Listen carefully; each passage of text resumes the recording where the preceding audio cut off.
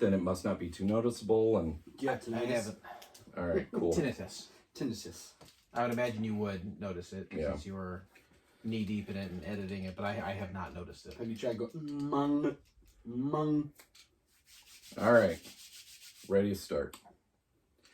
Years ago, our three hosts began a journey, and I'm gonna hit record first. That would be good. Years ago, our three hosts began a journey together as they watched all the Ernest films and TV shows in chronological order for a podcast. As that quest neared its end, our heroes were entrusted with the holy grail of all things Ernest, the binders of Unmade Ernest movie ideas. Having been blessed with this sacred text from the creators and writers of the Ernest franchise, they decide to share the treasures within with the world.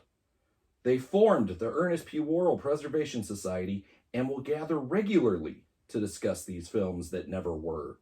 They are the electors of Ernest, the voters for Vern. They are the Ernest P. Worrell Preservation Society. It's going to be a very table extravaganza. Comprendo?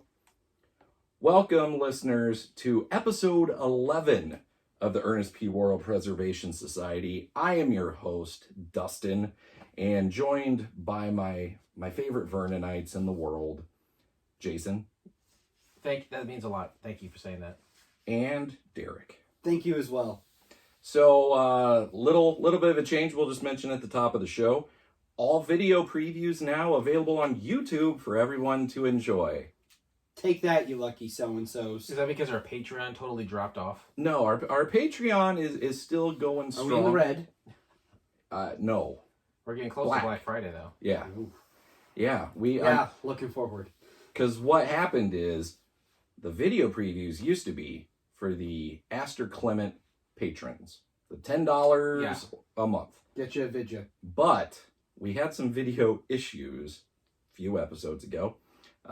Due to my old phone. I got a new phone, so we won't have those problems now, but we gave the patrons the unedited episodes of the raw audio 2 weeks early, and that went over swimmingly. So that's what they voted they would rather have. They like it raw, just like ODB, right? Mm-hmm. Exactly. You know, they're What's old some of the school. things they like about the rawness? They like the vibe of, you know, it kind of reminds them of the old show, the importance of seeing Ernest. Is there certain language that they prefer? There is language involved that's not bleeped, and some random tangents that get cut out of the final Like show. when we talk about fucking cereal?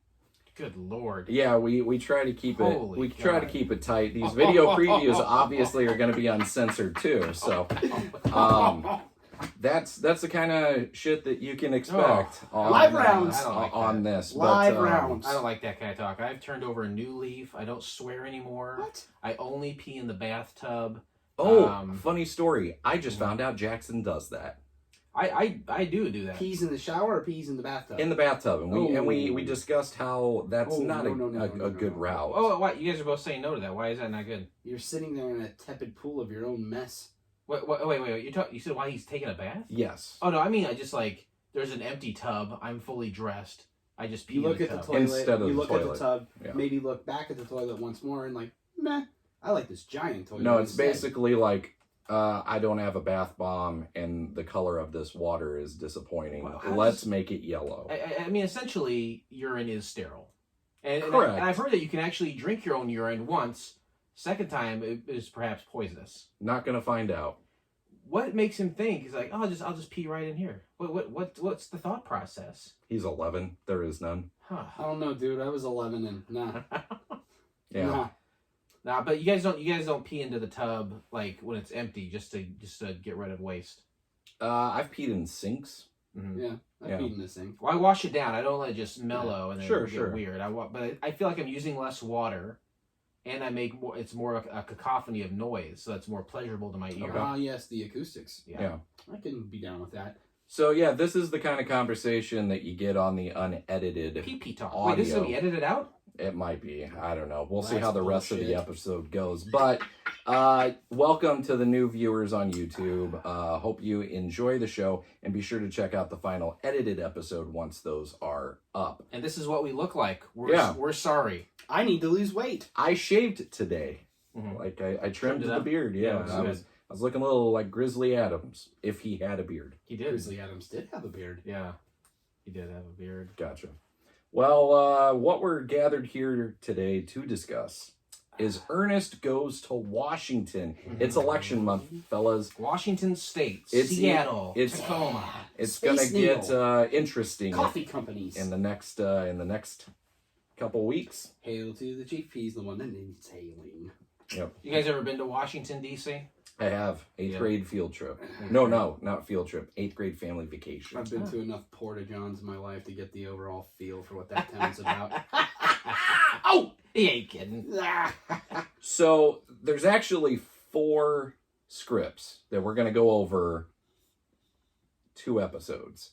Episode 11, we're covering 2. Episode 12, we're covering the other 2.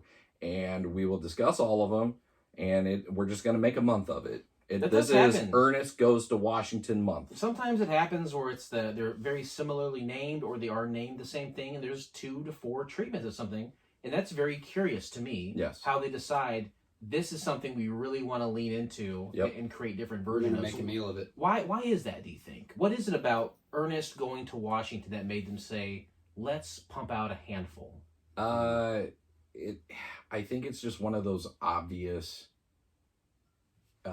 ideas, because people on Twitter were even coming up with like, hey, make your own Ernest movie. Yeah. And Ernest Goes to Washington was one that somebody came up with, and I was like, stay tuned, dear listener. Yeah, that happened because about we're 25 gonna to 30 years ago. Yeah, we're gonna be talking about it. So the first one, it's a single page, couple paragraphs, and we're just gonna read the whole thing. We're pretty much gonna read all of them anyway.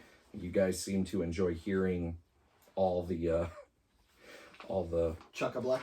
The Yeah. minutia. yeah, some of it's good, some of it's not. All right. But we're gonna give it to you unabridged. Yes, So let's do it. Ernest Goes to Washington.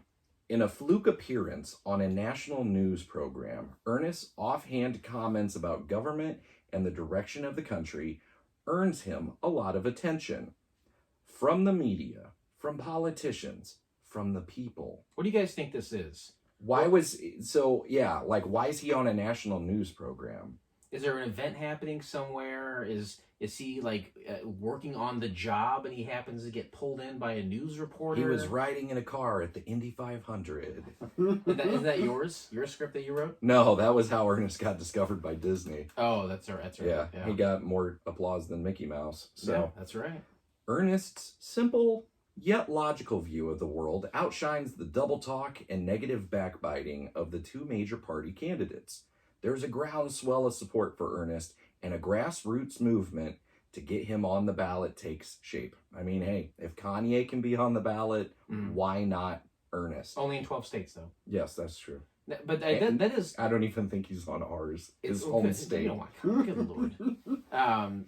Whoopity scoop. This... Whoopity poop to scoop. Poop-de poop. This could work for today, though, right? Like, totally. America and social media, someone can rise to popularity very quickly Yeah. in this country, and if timed correctly, along with what seems to be a presidential election, I mean, could work in Ernest's favor. I think Absolutely. Jake from State Farm is missing his calling. What is he wearing? Khakis. Yeah. Khakis. Hey, you remember this? The old version of that commercial, there's a white guy in an office? Yeah, White he's dude from that went to Bloomington. ISU. Oh, he did? Mhm. Who is he? How do you guys know? His name's His Jake. name's Jake. Okay.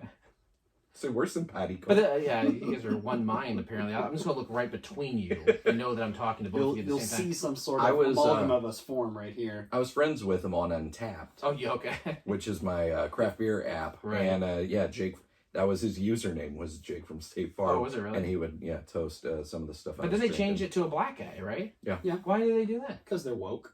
Okay. Duh. I would want a Native American in full regalia. That's what I would want. Okay.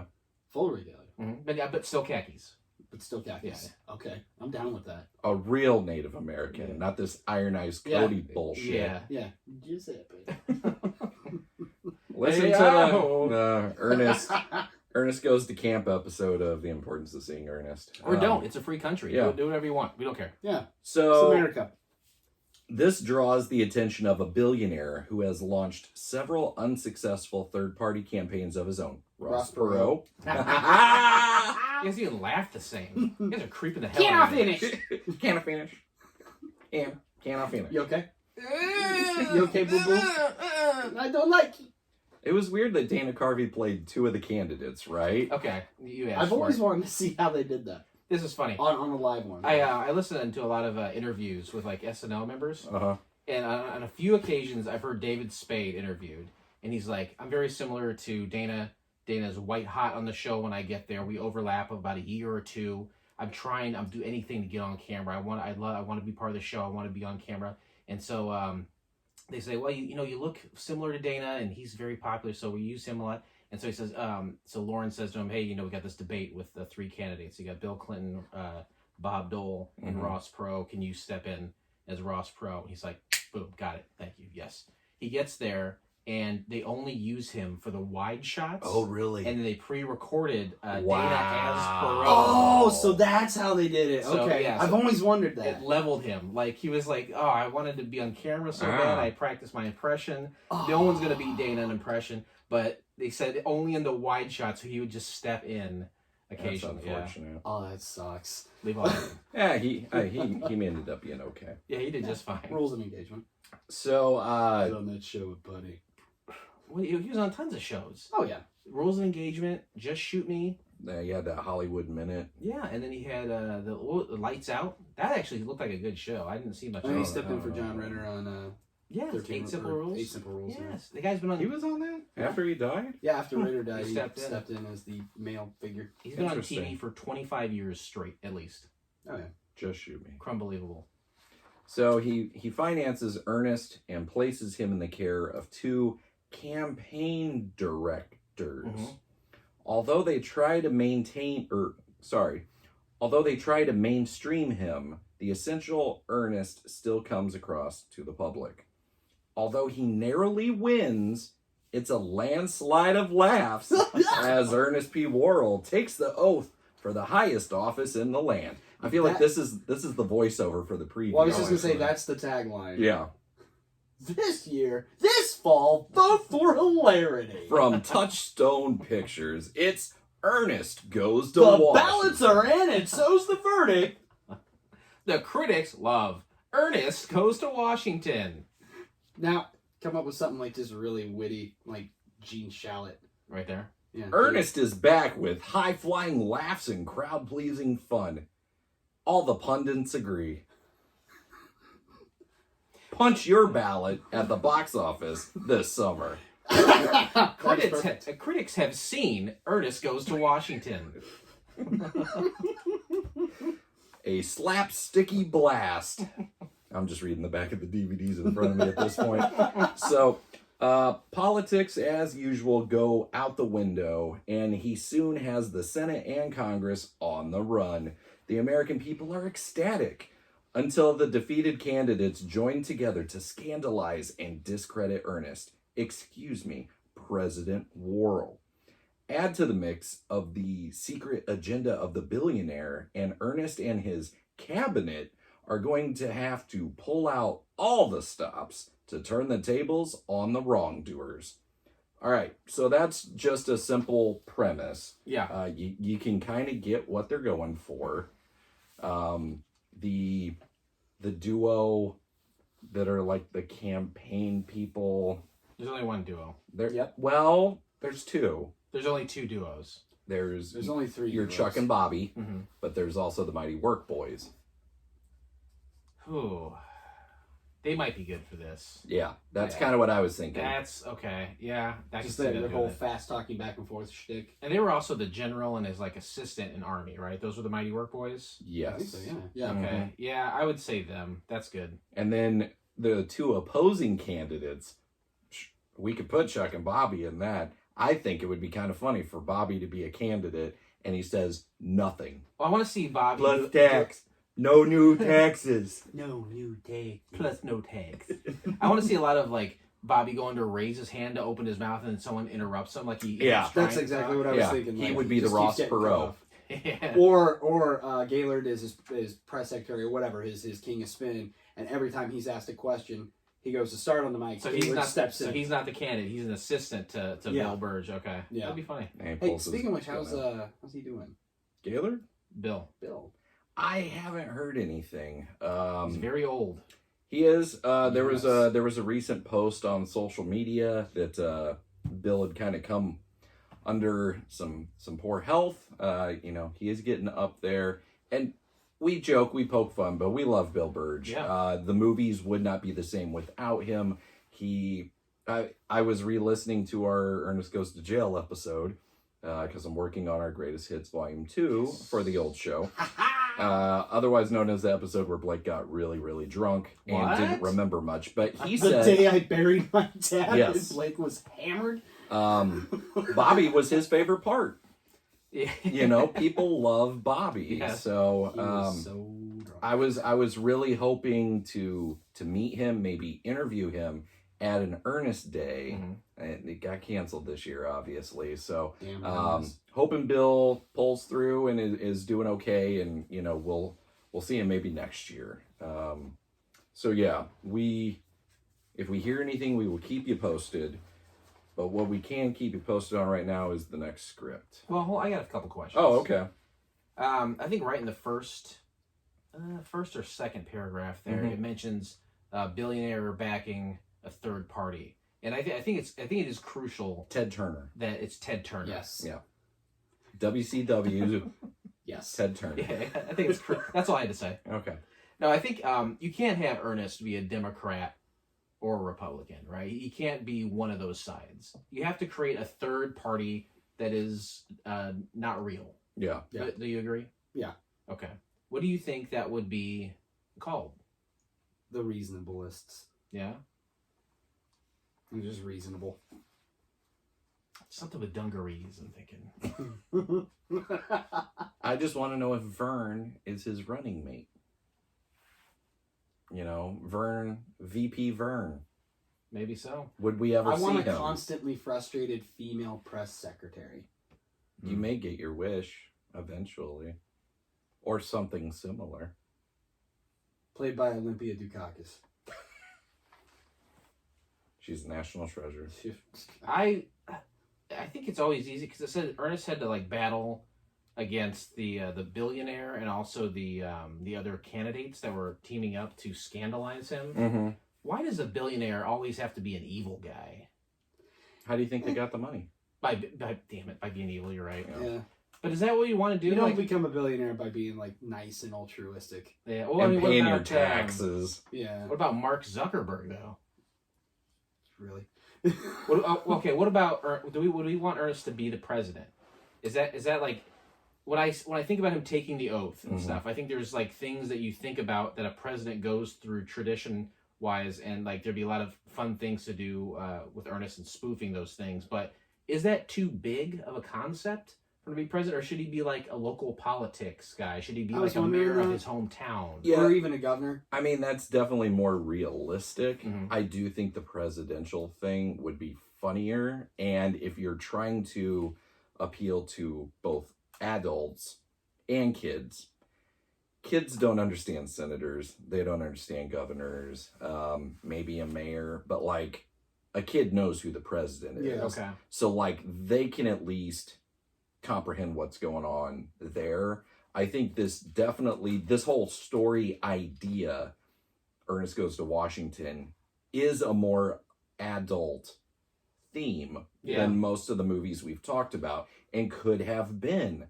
a bit of a crossover. It's too adult to where you should probably add a chimpanzee. Yeah. Can you go wrong with that? Ernesto as Senator Bobo. vice president. Anyway, those are a few notes that I had made when I was reading through And this. make the chimpanzee the representative of some just jackass state. I want to just have a gavel. Yeah. Think of the house whip.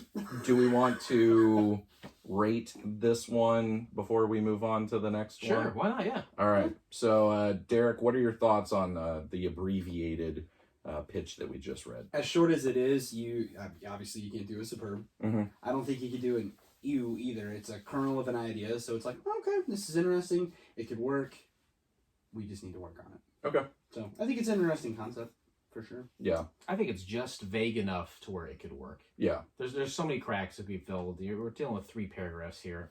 You could shape it however you wanted, and there's a couple key things where it's like, okay, this is good. It definitely shows promise. It could work. Yeah, and obviously it worked enough for the Ernest writers because we have 3 more to read. Right. So this was an idea that got spitballed quite a bit. This next one, I actually have a date.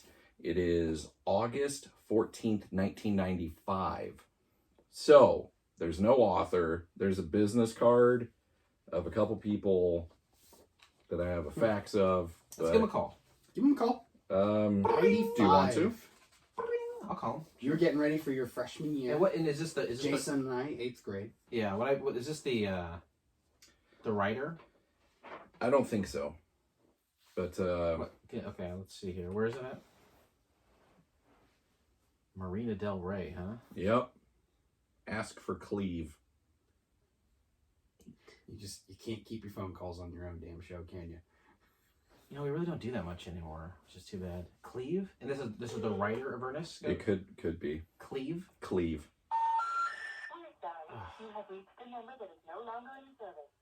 Bummer. Well, Yuletide Moon Pictures, rest in peace. Do they still have a GeoCities active? Yeah. They moved everything over to Angel Fire. This is 7 1/3 pages. That's a lot of pages. We're gonna read it.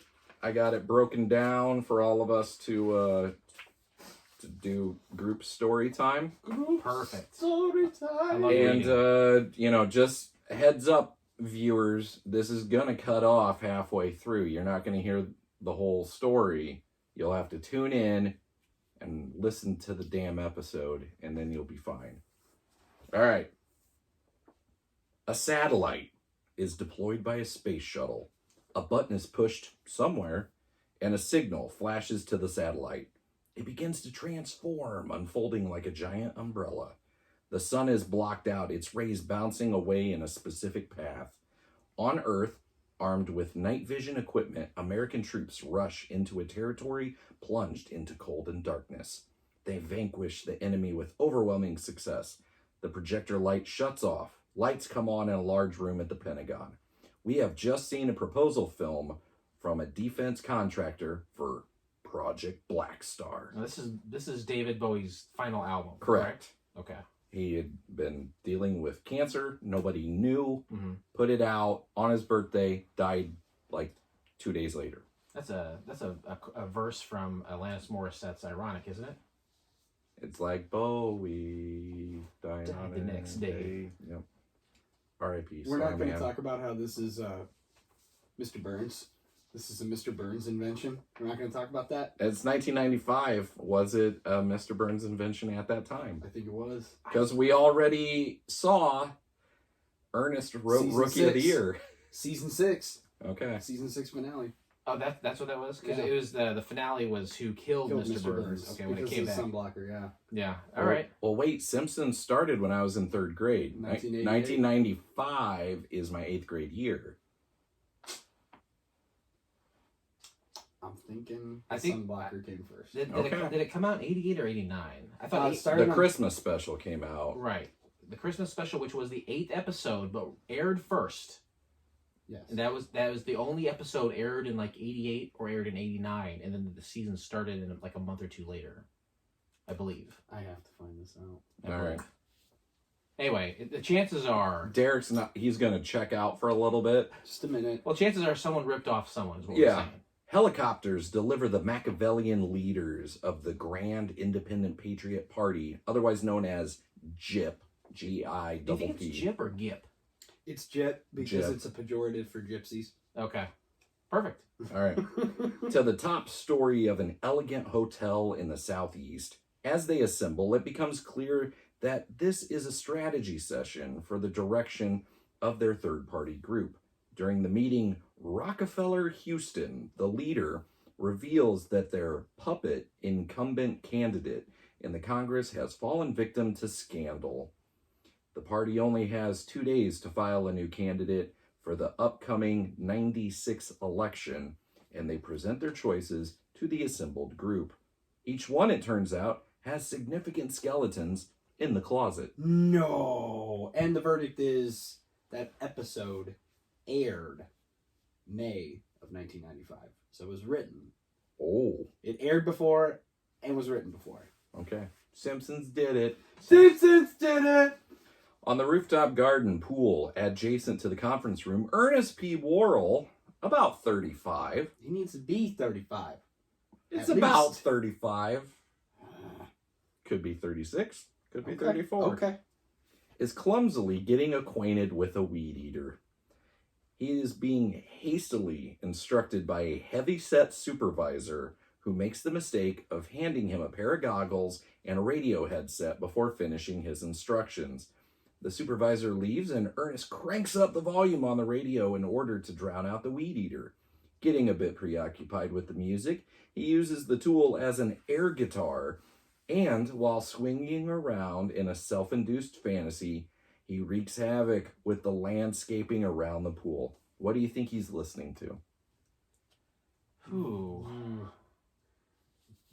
I'm thinking REO. Yeah. Okay. I was thinking 38 Special. Lynard Skynard, maybe? Yeah. Hold on loosely. 38 Special. What else they sing? Yeah, he's not holding on loosely I'm No to Angel. Is that them? Yeah. What else did they sing? Caught Up in You. Oh, that's Caught Up right. in You. Little girl. Hold on loosely by 38 Special. It's a song about masturbating. But hold on. What? It's not that song at all. It's Bruce Arnston's parody version of that song. Yeah. Yeah. It has to be like a parody or approximation version that's like... These aren't my weed eating shoes. Yeah, that's what I immediately think of, is that reggae song from Jail. Good Lord. All right. Meanwhile, some of the suited power dogs in the conference room are watching with detached amusement as the moderator continues to drone on names of their next potential puppet. It is obvious that some of the onlookers are thinking about Ernest. Ernest stands amid the wreckage of the garden, getting reamed out by the hotel manager, who is ready to fire Ernest when the head chef enters and screams that his dinner for the Gyp group is understaffed. Ernest pleads for another chance. With so little self-pride, it is hard not to laugh. A gala dinner where the Gyp bigwigs commingle. Scattered conversations about fortunes made to be made in oil, natural gas, electronics, and $600 toilet seats. My God, what does that even mean? What is happening with the $600? It's a bidet. It's in a Trump hotel. Well, those conversations abound. Ernest, dressed in an uncharacteristic pressed white linen uniform, weaves through the crowd. He still has to have his hat on. Yes. Right? Yeah. Oh, of course. You can't not have the khaki cap. I'm thinking the khaki cap, but maybe a chef's hat on top of it. Sure. Yeah, a hat on a hat, if you would. Yes. I appreciate that you did that. Ingratiating himself to the Gyps, serving tea, coffee, and hors d'oeuvres. So that's how Ernest would say it, I think. Yes. Hors d'oeuvres. That's exactly how I would say it. Yeah. A lecherous old man is making advances towards a young woman. Ernest comes along and takes a gentleman's cane, saying he'll be glad to take care of it for him. Unseen to Ernest, the old gentleman falls over. Why do they keep calling this guy a gentleman if he's groping on the way? Yeah. The old gentleman just falls call him over. Harvey. Yeah, just call him Harvey. Falls over without the support, and the crowd whispers that a chivalrous act. This was to help the young lady. Ernest saunters away. He swings the cane a bit too enthusiastically, beheading an ice sculpture of George Washington crossing the Delaware. George's head lands in Ernest's hands, and he hastens to regain his composure while discreetly replacing the head. People respond with shock and laughter while Ernest slinks away, unaware that George's real head is facing the wrong way. I kind of like this bit. Yeah, that works. I think that I can picture it, and Jim's like crazy physical comedy and pulling the faces and everything, and screwing George's head on, like taking some shaved ice and like trying to pat it in to fill in the blanks, and maybe licking the finger and fixing his hair or something. And I want to see the head at one point spin. Yeah, like Linda Blair or something. Yeah. Nearby, a group of 5 men, including Rockefeller Houston, are engaged in heavy-duty whispering. Heavy-duty whispering! How do you... Hey! Psst, psst, over here! I'm whispering in all caps. Heavy-duty. What do they say? You'd be like the voice of modulation guy. Yeah. I'm telling you, he's perfect. Rockefeller intones reassuringly. If we miss this opportunity, 2 years will roll by and our little pet project will get dusty. The other men look skeptical. As puppets go, this guy is howdy doodyo. Dudio. Howdy doody. Dudio. Whoa. Okay, Phil. Oh. Howdy Doody and Pinocchio rolled into one. Ernest approaches, and Houston nears him with an outstretched arm. Let's talk, dear boy. Okay. Well, we're going to pause the video right there.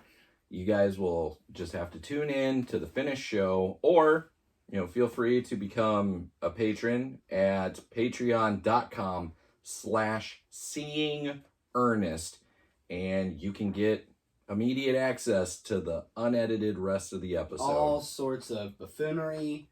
Yeah. All kinds of fucking swearing. And we're going to put a link to Susudio in there, too. Yes. Yeah, why not? So thank you for checking this out. Tell your friends and all your fellow Ernest lovers, and we'll see you next time.